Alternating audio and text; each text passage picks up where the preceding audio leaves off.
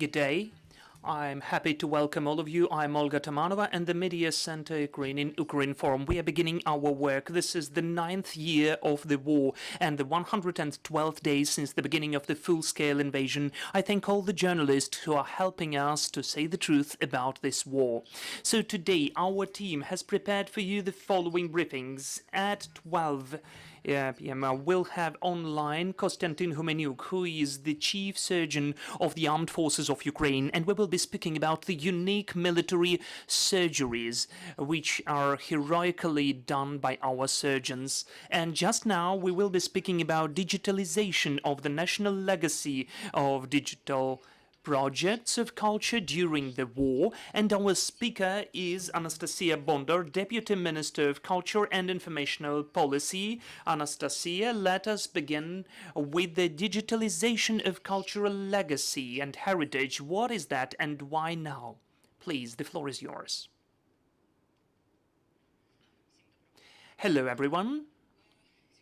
Well, today the topic of our meeting is digital transformation of culture, and instantly I would like to remark that when we say digital transformation, we mean several main spheres. The first is the digital transformation itself, which aims for re-engineering of the existing services.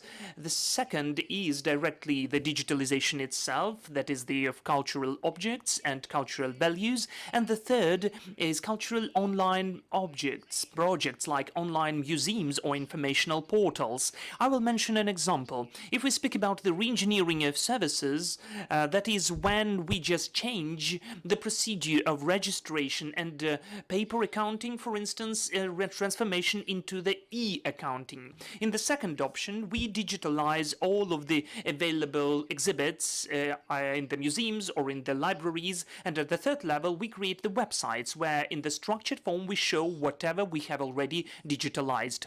So let's move to the projects themselves. Since the beginning of the full-scale invasion, the informational and communicational components have become very important elements of our resistance. So in the Ministry of Culture we have implemented lots of projects which are disseminating information about the war, collecting the evidence of Russian aggression, searching for support for Ukraine, and to this or that way making our victory closer. All of our and partnership projects have been posted at the unified platform, the Culture and Media during the war. Here at this platform we've presented more than 20 projects now. I will speak about some of them today. One of the most important ones is the project which is the cultural crimes, that is, the crimes against the cultural heritage. At this resource, we collect the information about the objects which were affected by the actions of the Russian Federation Army. As of today, we have registered more than 380 cases of damage or destroyed cases of our monuments of architecture, religion, and history. This resource does not only help us to collect information about the damaged objects, but also to understand the level of the damage and to plan the further reconstruction and to use this information in the future international courts.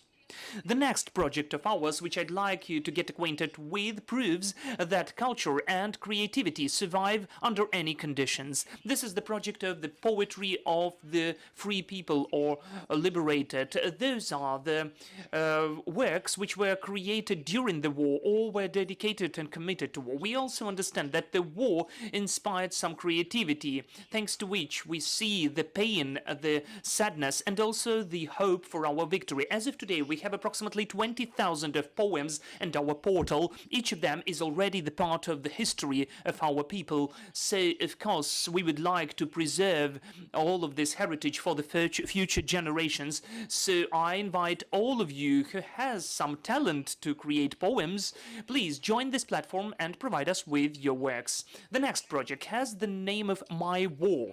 This is the question which we can pose for ourselves so often, and we ask that from each other. That is, how did you spend the 24th of February? This is the project about that. The people are telling about their stories since the beginning of the war.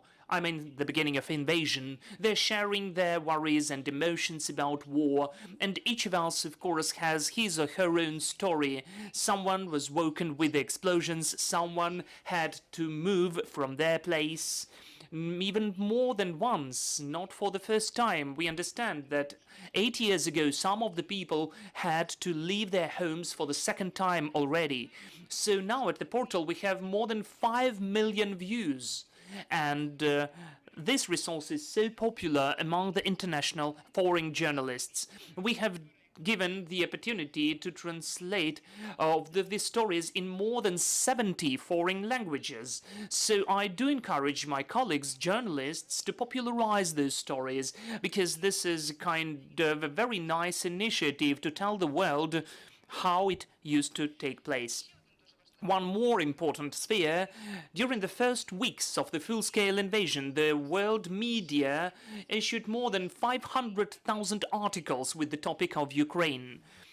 So as of today, we have 112th day, and we understand that the attention of the media is gradually, significantly decreasing. So our task is to create the situation for Ukraine to stay in the world informational space as much as possible. The achievement of this goal is also done by the participants of the internet troops of Ukraine. Since the first day, they are doing everything possible to make our victory closer. Every day, the volunteers are at the informational front line in all of the social media. They're urging to the governments and influencers. They are busting the fakes. They are asking for the weapons at the international partners. They are initiating the petitions and also urging to have embargo on Russian oil and gas. So please, everybody who hasn't still joined that, any time which you can stay in the social media, just with the usual tasks like the address to any international organization, can help our country in the informational resistance. This is not the exhaustive list of all of the projects which make our victory closer. At this united platform, you will be able to find lots of interesting resources, the creative industries which are daily creating lots of videos and photo content which can be shared and disseminated about the Russian crimes. The experts on communication are training how to counter disinformation. The historians are helping to find similarities in the actions of the Russian army with the Nazi Germany. So I really invite all of you, please join and find lots of interesting things for you.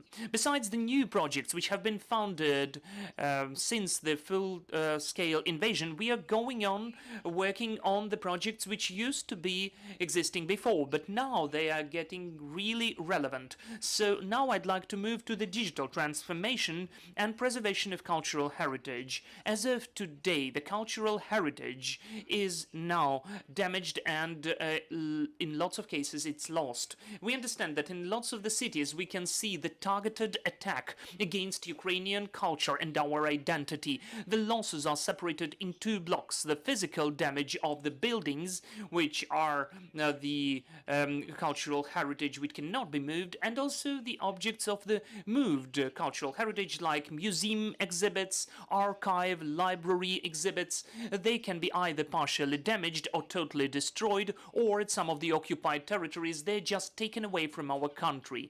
These spheres are formed by two most important projects we are cooperating with. First of all, digitalization of all of the moved heritage, which is also important from the perspective of the future reconstruction of our country and its renovation. We are working on the online register, which would include the list of all of the objects of architectural and archaeological heritage. Last year, the representatives of the regional state administrations have introduced the data about the monuments into our database, and now we are want to have more geospatial data. We are working with the Geocadaster to use the plans, and also on the development of online profiles for the regional level. Later, this register will become interoperable for intersectoral cooperation with such important registers like e-construction, which is responsible for the permits for the construction and will make corrupt schemes impossible, as well as the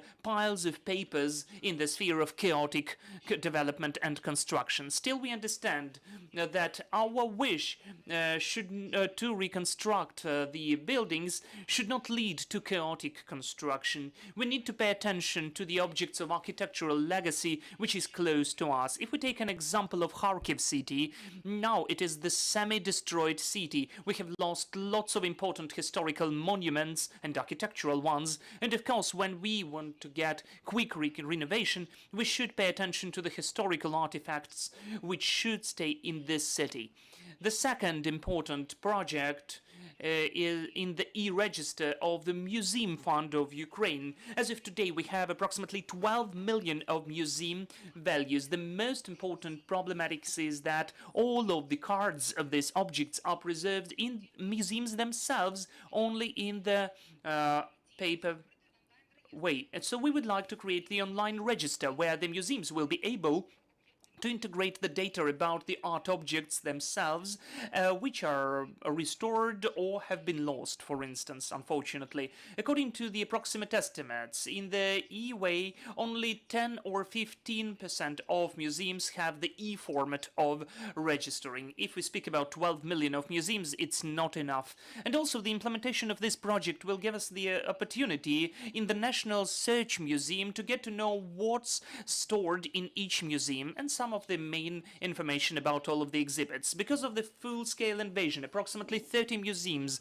were damaged. Some of them, like museum named after Skovoroda, has been totally destroyed. Some of them were looted. The pictures of Ivazovsky were taken out of Mariupol to the non-governmental controlled area. So we may consider that those pictures were kidnapped from Ukraine. So the creation of the unified e-system of monitoring and registering of Museum Fund will give us an opportunity to quickly understand the number, the list, and the state of all of the art objects in each of the museums.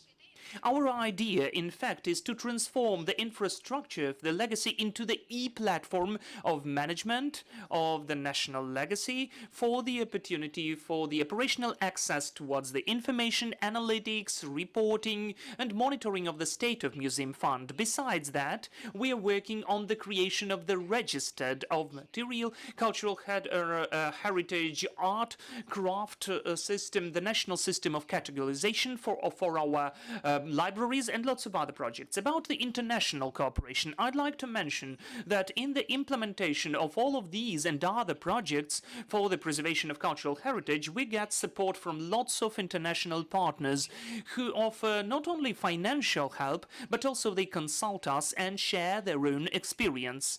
This support was gained from the National Institute of Polish Cultural Heritage, Polonica. As of today, they have already provided the help of more than 400,000 euro to preserve cultural heritage, some of the protection materials, and for digitalization. The Prime Minister and the Minister of Culture of Poland, Piotr Kliński, who visited Kyiv in the beginning of May, has initiated the creation of the Fund of Lublin Triangle to support the digitalization of cultural heritage of Ukraine. And the Polish government is already ready to provide the grant for 1 million euro to implement this project.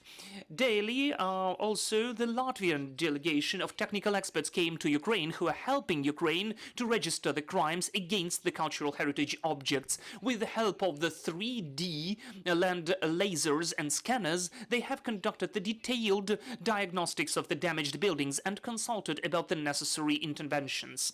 The huge support is given by the Smithsonian Institute in the cooperation with the Laboratory of the Monitoring of Cultural Heritage. They are collecting the footage and the pictures of the cultural objects of Ukraine to help monitor the attacks against them. It is also important for the territories which are now in the zone of combats. Recently, we have signed the memorandum according to which the Fund Eurasia, through the projects of International Technical Assistance TEPAS, are helping us with the implementation of the register of the cultural legacy I was telling about. There are lots of numerous projects we try not to stop and to work for our victory. Thank you, Anastasiia. Could you please tell, if we are speaking about the register of the legacy which was damaged or destroyed by Russia, can we restore and register, in fact, not only the buildings, but all of the exhibits which used to be in those buildings, and to register them, to account them. Yes, definitely, compulsorily. We are working not only on the horizontal way to register all the buildings and objects, but also delving deeper what was included in each of the objects and museums. Those are not only museums, but archives and libraries. Of course, we are filling our register base, and we will have it for the reimbursement and in the international courts to search for them and to bring them back to Ukraine. Thank you. Dear colleagues, please, your questions. Thank you. I've got 3 questions. Could I ask one by one? Yes, sure. Could you please tell, do you involve and how do you involve in these projects all of the regions, the departments of culture, the regional museums?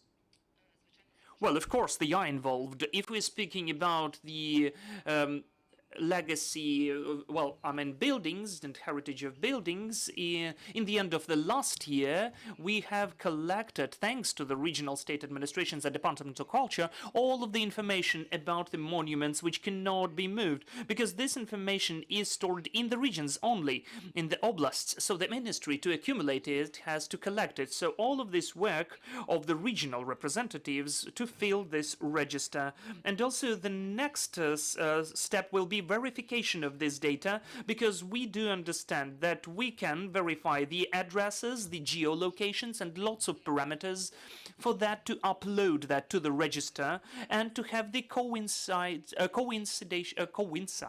of the objects. This is a huge piece of work by the regions. Okay, could you please tell that the website was visited by 5 million of users? What was the period? Of the time period, and all of those 5 million users, are there Russians there among those 5 million? Could you follow their response or reactions when they see, for instance, our destroyed churches, for instance, of the period of Kyiv and Rus? Well, 5 million is during the 2 months since the project was founded. But as I know, the Ukrainian websites are blocked for Russian citizens, so they cannot visit those websites. And the last question. As for the the stealing of the exhibits at the occupied territories, how can digitalization help to find out and to prove that this is our property and bring it back home? Well, I think that the most important point is to have the full information, exhaustive information about the availability of all of the objects. When we can see in the Russian media some of the information about taking of the exhibits and pictures of Ivazovsky to Russia, obviously we are speaking about several ones. So when we speak about 2, 3, or 5 museums, the amount of the funds can have thousands of objects and exhibits. If everything had been digitalized before and we had the list before, we could instantly understand what's the volume we are speaking about of the missing objects. But we have found out that approximately 5 years ago there has been a copy of these registers done, accounting books from all of the museums, so we digitalize all of this information and upload it instantly, just to understand what volume we are speaking about. Anastasiia, according to your estimates, what's the timeline for the digitalization of our cultural heritage? As for me, the most important point is to create resources which would give us an opportunity to upload all the information about the objects there. The filling of the systems can go on for years, because it's a very thorough and very detailed project, which can be of different format. We can just describe the object, we can have the picture, we can scan it, we can have a 3D reflection of the object. So in fact, this is the constantly living system which will develop, which will constantly change itself and fill. But basically, I would say that we would take half a year, for instance, for the creation of this register and the platform to fill it in. It's so important for us as a ministry. We would like to offer all of the museums a ready system already. The museums don't need to go to the market and to search for something for their own to make it an registered way. We can provide it on our own, and the work of the museum employees at the places in the regions will be just to upload. I thank you. I thank you that you have joined us and for the information you've provided. I remind you we had Anastasiia Bondar, Deputy Minister of Culture and Informational Policy. Thank you so much.